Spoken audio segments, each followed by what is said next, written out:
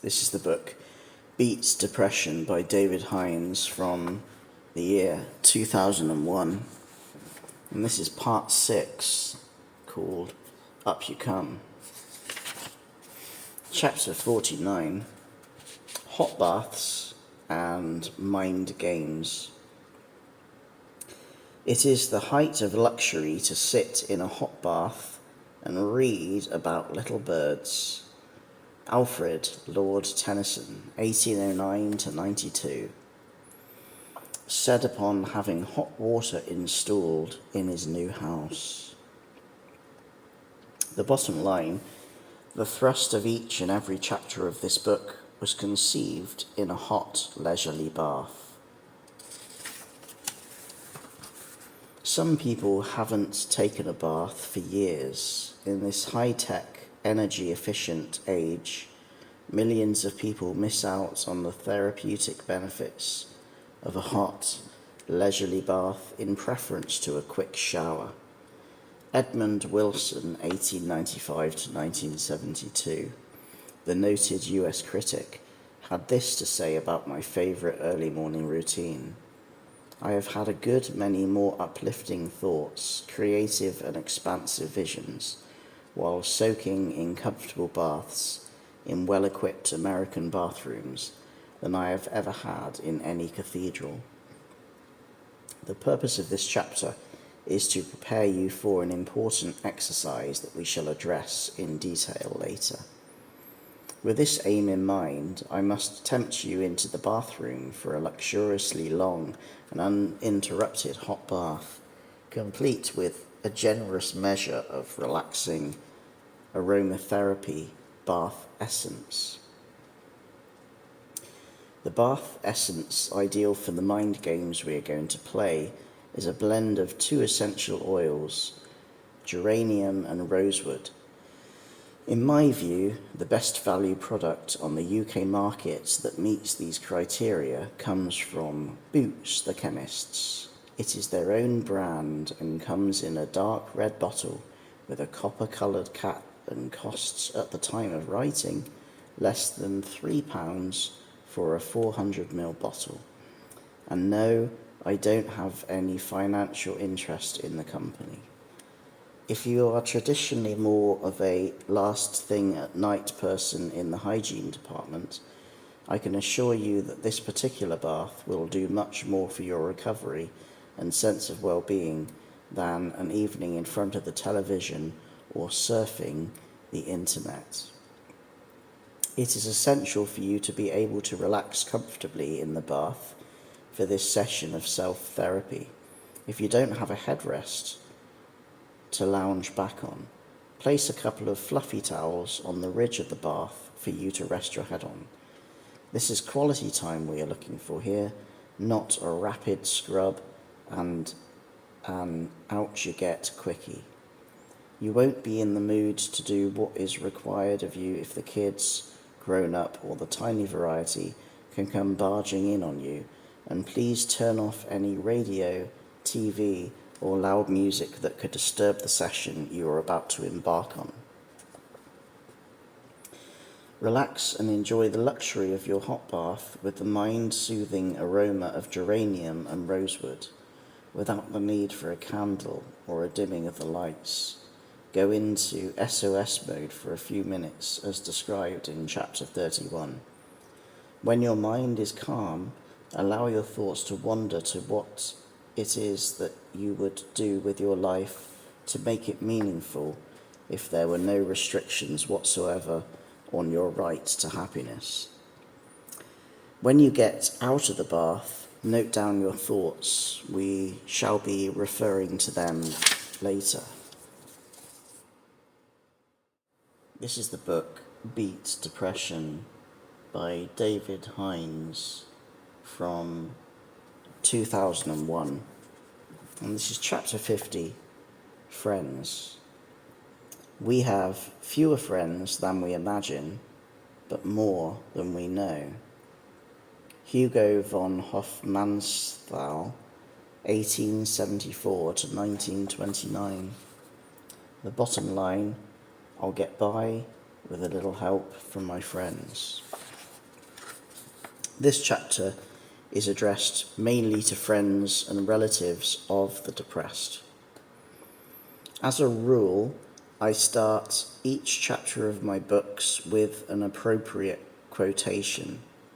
This time, I must open with two, the one we have just read, which is so poignant and relevant to those of us who are ill and depressed, and the quotation that follows by Anais Nin, the French-born American writer of novels and short stories, 1903 to 77. On first reading her words, they can sound a bit grandiose, over-dramatic even, but over the years I have come to realize that these words are pertinent in every respect.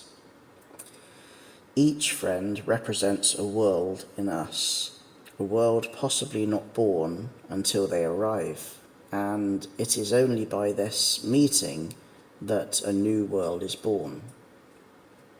There is no doubt in my mind that my life has been enriched and broadened and humbled at times by the idiosyncrasies of my various friends. Quite apart from the thrill, excitement, and pleasure of their company, there is the reassurance and contentment of simply being amongst friends that is an integral part of their tried and tested companionship. I have done many things, not all of which are to be recommended, that I would never have dreamed of doing if it were not for one or other of my friends. In a perverse sort of way, I consider myself fortunate to have suffered a couple of strokes, not least because it was a telling opportunity to discover who my real friends were. Not surprisingly, after losing virtually everything, including my health and my wealth, my fair weather friends were nowhere to be seen, but my real friends, the ones who take me for who and what I am, the good, the bad, and the outrageous, they made it clear in their own different ways that they were there for me. Do you know someone who is depressed? This could be your moment to do something helpful and compassionate for a friend, or a future friend in need. Arrange to meet and encourage them to talk about their worries, their fears, and about what they think might have caused their depression in the first place. The important thing here is to listen, to discuss possible solutions and sources of support, but to avoid telling them what to do or imposing a solution upon them. If they have not already been to see their doctor, encourage them to do so. You could offer to go with them. This can be tremendously supportive for depressed people who don't know which way to turn and lack the clarity of thought and momentum to do anything constructive to help themselves. During the 3 to 4 year period that it took me to completely recover from my second stroke, I used to wonder why on earth some of my hard-working friends with busy lives of their own would travel hundreds of miles over a weekend to cheer me up and then travel all the way back home again. At the time, this seemed to me to go way beyond the call of duty of even the closest friend, but there is no denying that their efforts provided a much-needed boost to my self-esteem, which had suffered a series of knockbacks. Sadly, so many of us wait until we need something from someone before we take the trouble to get to know him or her.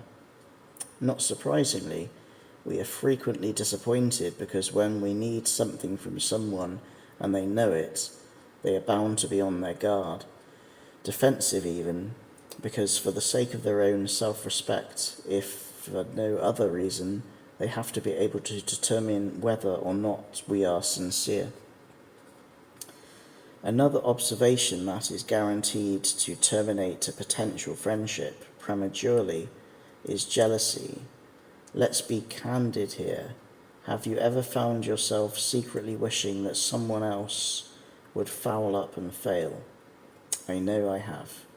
If we are going to offer genuine and lasting friendship, We must be prepared to delight in the success of others, even when that puts us in the shade once in a while. It's important to know that there is more than enough success to go round. If you have yet to taste your share of success, I have good news for you. You are working your way towards the chapters that could make all the differences to your future success and happiness. You are almost there. Some special friends, usually older and wiser ones, have the potential to be mentors as well as friends. There are 2 valuable mentors in my life. Each of them has enriched my life beyond calculation. The first, a former business associate, taught me how to enjoy my life and my work.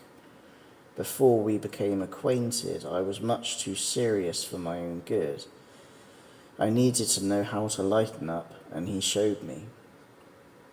My other great mentor lives here in my home village of Polperro. He is highly educated and worldly wise, and his command of English grammar is superior to mine. We meet for a jovial drink and a chat most Thursday evenings, and he is a terrific sounding board for the ideas behind my books. He is not afraid to criticize and interrogate with a directness from which there is no hiding. My writing is all the better for his interest because he brings to it a new perspective. He coaxes me into producing my best, even if I do feel inclined to strangle him from time to time. Typically, the ideal mentor to a person prone to depression is somebody who enjoys sharing his or her own ideas and who is both constructive and supportive, in addition to being a good, non-judgmental listener. Who do you know among your circle of friends and acquaintances who might be pleased and touched to discover you value them so highly that you would ask them for their assistance? When you are fully recovered from depression, you might wish to reciprocate his or her kindness by doing something similar for someone else.